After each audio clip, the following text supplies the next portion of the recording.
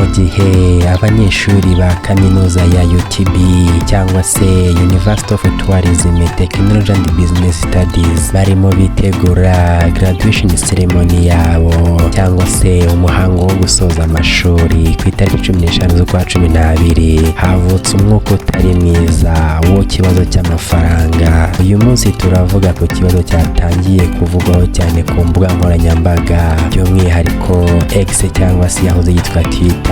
Ni ikibazo cy'amafaranga yishyurwa n'abanyeshuri barangije kwiga muri UTB, aho basanzwe bishyura amafaranga 90,000 bya graduation, bikavugwa ko nyuma ya graduation basubizwa amafaranga 15,000, nubwo bamwe na bamwe badatinya kuvuga ko n'ubundi ibyo 15 batabihabwa.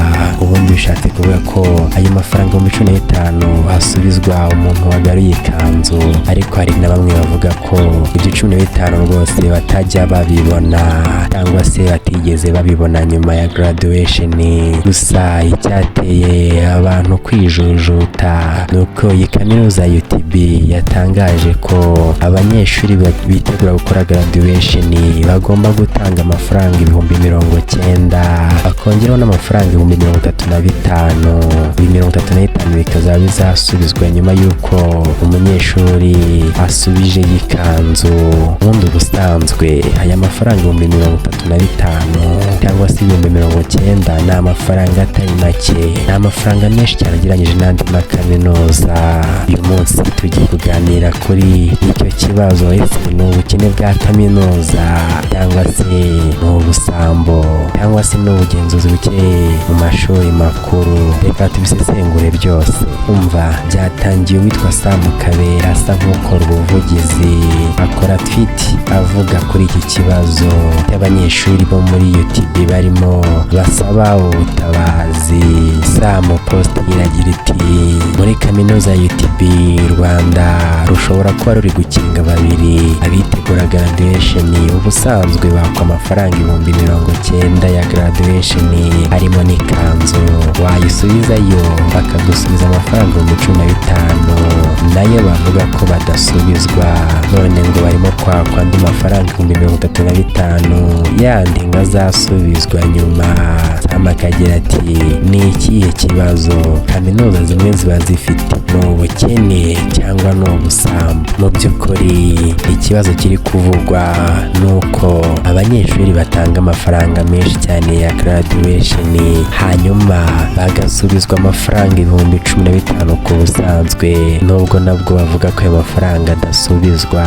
Ikindi kibazo ni icyo guhabwa amakuru igihe gisa nkaho cyagiye. Baragira bati: ni gute se ushobora kubwirwa ko uzatanga ayo mafaranga graduation ku itariki 15 ukabibwirwa nta n'icyumweru gisigaye? Reka twinjire muri iyi nkuru ku buryo burambuye, turebera hamwe ibitekerezo byagiye bitangwa. Ubundi UTB yasohoye inyandiko ivuga ko quotation fees ari amafaranga 50,000 ashobora gusubizwa, ariko abanyeshuri bavuga ko bishyuye amafaranga 90,000 bakagarurirwa amafaranga 15,000 gusa. None bashyizeho andi mafaranga 35,000 bidasobanutse. Uru ni urujijo rufite impungenge nyinshi. Aha niho ibintu birushaho kuba birebire. Hari abavuga bati: ubwo mutubwiye ibi kuwa gatanu graduation ikaba kuwa mbere, ababyeyi ntibabashije kubyumva. Undi ati: kwambara ikanzu si itegeko, ariko niba utayambaye ubona na diplome. Abandi baravuga ko amafaranga yavuye ku 15,000 akajya ku 50,000 mu buryo butunguranye. Aragira ati: good condition ikoreshwa nabi kugira ngo bange gusubiza amafaranga. Ahandi basaba amafaranga 10,000 ariko UTB ikaba iri hejuru cyane. Hari abavuga ko uburezi bwabaye bizinesi, abandi baravuga bati ni ubusambo, abandi bati justice for us. Ibi ni ibitekerezo nagiye nkusanya byagiye bitangwa n'abantu ku mbuga nkoranyambaga zigiye zitandukanye. Iki kibazo kirimo ibintu bitatu. Ikibazo cya mbere lack of transparency, amafaranga ahindurwa ku munota wa nyuma amafaranga atandukanye n'ayo mu nyandiko, ndetse n'amafaranga atagarurwa ku gihe.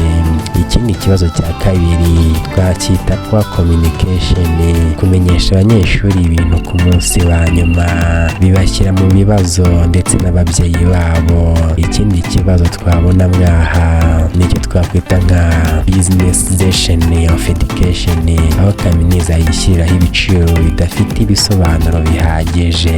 Umunyeshuri tutashatse kuvuga amazina usoreje muri UTB twamuganirije atubwira ko icyo abona cyakorwa kugira ngo ibintu bisobanuke kandi bimere neza bihabwe n'umurongo. UTB ikwiye gusobanura neza amafaranga yose, bigatanga transparency kuri quotation fees, gushyiraho uburyo bwo kwishyura bwumvikanyweho n'abanyeshuri. Ikindi ngasaba ko habaho kumurikirwa raporo isobanutse ku mafaranga yose yinjira n'asohoka muri graduation. Gusa we ntagarukira kuri UTB, aranagira ati HEC ikwiye kugenzura aya mafaranga. Ikindi kandi HEC ikwiye gukora ubugenzuzi ku mashuri makuru yose. Ikindi HEC ikwiye gutanga umurongo uhamye ku mafaranga y'ikanzu.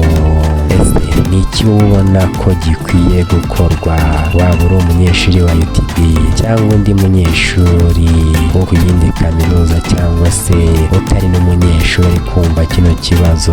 Tanga igitekerezo cyawe hepfo, kandi dukomeze tugire uburezi bufasha abakiri bato atari uburezi bubakama.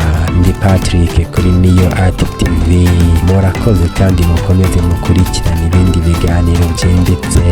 Uwiteka akomeza bampera amafaranga.